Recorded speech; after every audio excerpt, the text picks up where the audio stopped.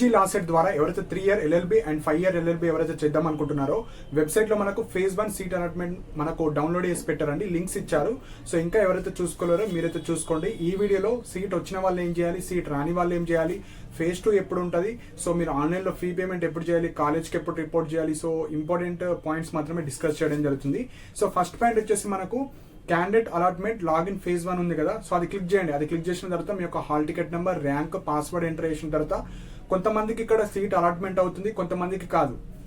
So seat ఎవరికైతే రాలేదో మీరు ఏం చేయాలంటే, మీకు ఎందుకు సీట్ రాలేదో 2 points ఉంటాయి. ఒకటి, మీకన్నా బెటర్ ర్యాంక్స్ వాళ్ళు ఉంటే వాళ్ళకి ఇవ్వడం జరుగుతుంది, అండ్ మంచి ర్యాంక్ ఉండి కదా కొంతమందికి రాదు. సో ఎక్కువ కాలేజ్ మీరు పెట్టుకోకపోవడం వల్ల రీజన్ వల్ల కొందరికైతే రాదు. సో అలాంటి వాళ్ళు మీరు ఏం చేయాలంటే, college wise list of provisionally selected candidates phase 1 ఉంది కదా, సో 5 year వాళ్ళు 5 year, 3 year వాళ్ళు 3 year కి సంబంధించిన ఆల్ ఓవర్ తెలంగాణలో అన్ని కాలేజెస్ లో మీ కేటగిరీలో లాస్ట్ కట్ ఆఫ్ ఎక్కడ వరకు ఆగిపోయింది, అది ఎందుకు యూజ్ అవుతుంది అంటే మీకు phase 2కి యూజ్ అవుతుంది. సో మీరు ఒక 4-5 కాలేజ్ పెట్టిన వాళ్ళు కావచ్చు, 5-10 కాలేజ్ పెట్టిన వాళ్ళు ఇప్పుడు phase 2లో ఏ కాలేజ్ పెడితే మనకు సీట్ రావడానికి ఛాన్స్ ఉంటుందో ఒక ఐడియా కోసం అది చూడండి. సో సీట్ వచ్చిన వాళ్ళు మీకు ఇక్కడ సీట్ అలాటెడ్ అని వస్తుంది, సో ఒక ప్రొవిజనల్ అలాట్మెంట్ ఆర్డర్ వస్తుంది. సో సీట్ వచ్చిన వాళ్ళు, సో అక్కడ మీకు అలా వస్తే సీట్ వచ్చినట్టు. అదే మీకు సీట్ రాకపోతే యూఆర్ నాట్ అలాటెడ్ అని పడుతుంది. సో మీకు phase 1లో రానట్టు phase 2లో మీరు ట్రై చేయొచ్చు. సో ఇప్పుడు మెయిన్ పాయింట్ వచ్చేసి సీట్ వచ్చిన వాళ్ళు. సో సీట్ వచ్చిన వాళ్ళకు ఒక 2 to 3 ఆప్షన్స్ ఉంటాయి.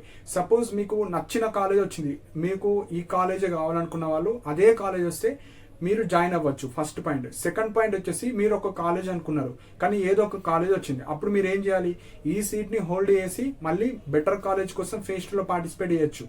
అలాంటి ఆప్షన్ కూడా ఉంది.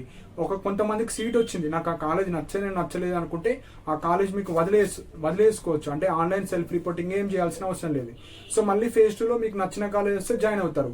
సో ఈ కాలేజ్ వచ్చిన వాళ్ళకి 3 ఆప్షన్స్ ఉంటాయి. జాయిన్ అవ్వచ్చు, జాయిన్ అయ్యి బెటర్ కాలేజ్ కోసం చూడొచ్చు, లేకపోతే జాయిన్ అవ్వకపోవచ్చు. ఈ 3 ఆప్షన్స్లో మీకు నచ్చిన ఆప్షన్ మీరైతే సెలెక్ట్ చేసుకోవచ్చు. సో సీట్ వచ్చిన వాళ్ళు ప్రొవిజనల్ అలాట్మెంట్ ఆర్డర్ మీరైతే డౌన్లోడ్ చేసుకోండి. అందులో మీ బేసిక్ డీటెయిల్స్ ఉంటాయి. సో బేసిక్ డీటెయిల్స్, మీ నేమ్, మీ ఫాదర్ నేమ్, మీ కేటగిరీ కావచ్చు, సో మీరు అన్నీ ఉంటాయి, అవి చూసుకోండి.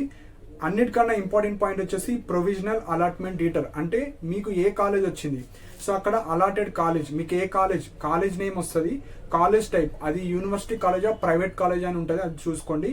అండర్ అలాటెడ్ అంటే ఏ కేటగిరీలో మీకు అలాట్ అయింది. సో కొంతమంది మీ కేటగిరీలో వచ్చిందా లేదంటే మీకు ఓపెన్ కేటగిరీలో వచ్చిందా అని చెక్ చేసుకోవచ్చు. సో ఇక్కడ మీ SC, ST, BC మైనారిటీ వాళ్ళకు మీరు మంచి ర్యాంక్ ఉంటే మీకు ఓపెన్ కేటగిరీలో వస్తుంది.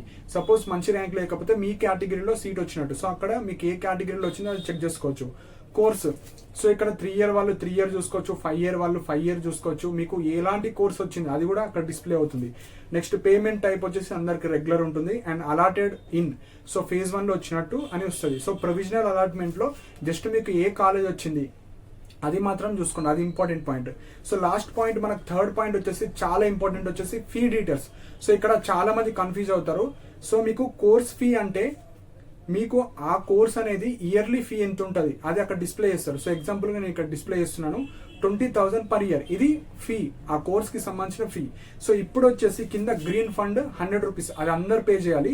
సో కింద వచ్చేసి total amount to be paid, so ఆ పింక్ కలర్లో ఎంత అమౌంట్ ఉంటుందో అది మీరు పే చేయాలి ఇప్పుడు ఆ సీట్ బుక్ చేసుకోవడానికి.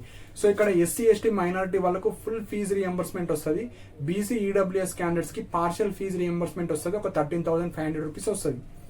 రిమైనింగ్ అమౌంట్ మీరు ఇప్పుడు పే చేయాలి, ఆన్లైన్లోనే పే చేయాలి. సో ఒకటే గుర్తుపెట్టుకోండి, ఫుల్ ఫీజు రియంబర్స్మెంట్ వచ్చిన వాళ్ళకు total amount to be paid rupees వచ్చేసి 100 rupees ఉంటుంది. మిగతా కేటగిరీ వాళ్ళకు ఇక్కడ కోర్స్ ఫీ ఎంతైతే ఉంటుందో ఆ కోర్స్ ఫీ నుంచి ఫీజు రియంబర్స్మెంట్ అమౌంట్ తీసేసిన తర్వాత ఇక్కడ total amount to be paid pink కలర్లో ఎంత అమౌంట్ ఉంటుందో అది మీరు పే చేయాలి. సో సింపుల్ అండి.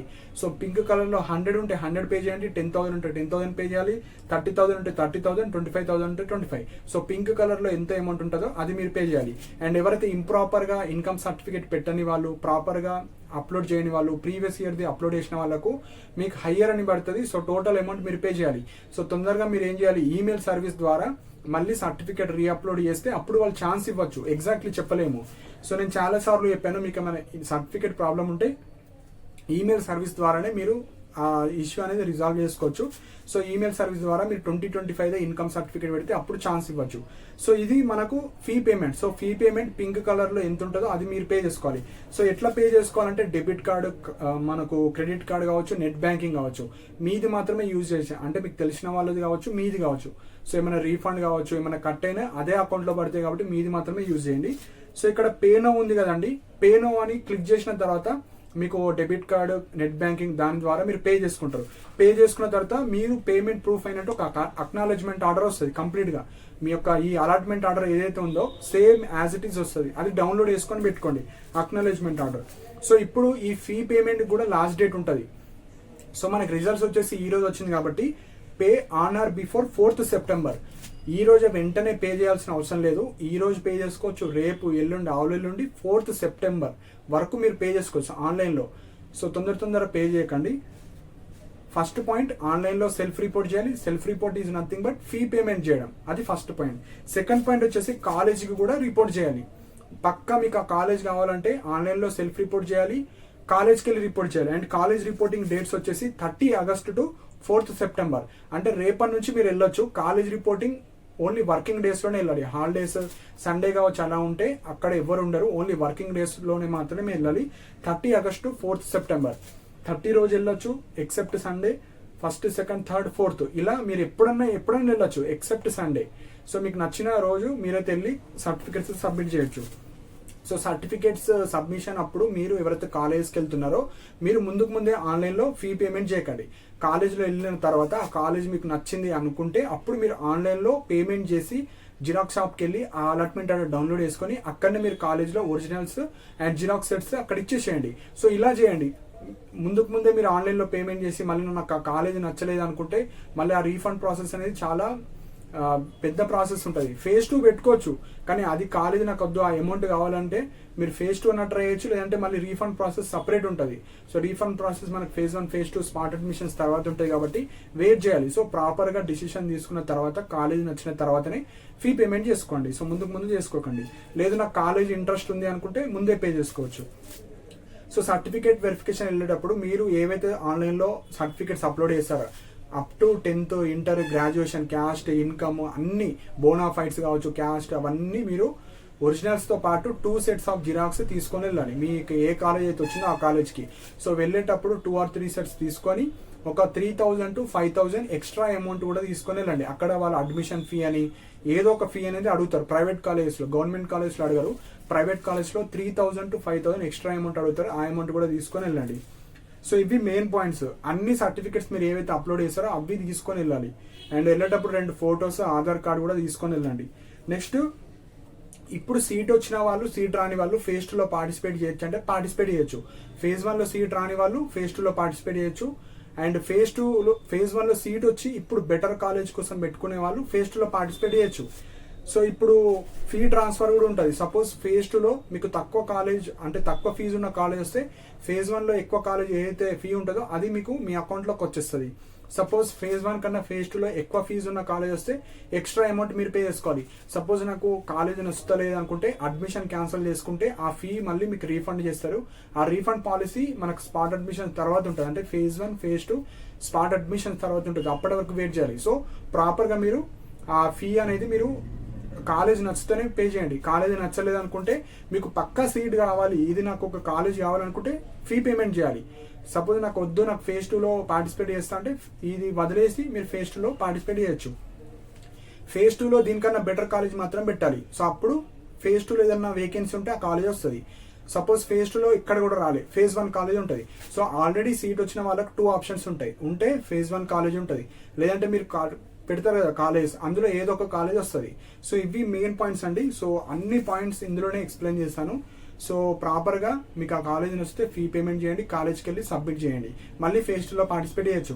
సీట్ రాని వాళ్ళు మీకు ఎందుకు రాలేదంటే 2 options. మీకన్నా బెటర్ ర్యాంకర్స్ అన్న ఉండొచ్చు, మీరు కొన్ని కాలేజ్ అన్న పెట్టొచ్చు, లేదంటే మీరు college wise list, provisionally selected list ఉంటుంది.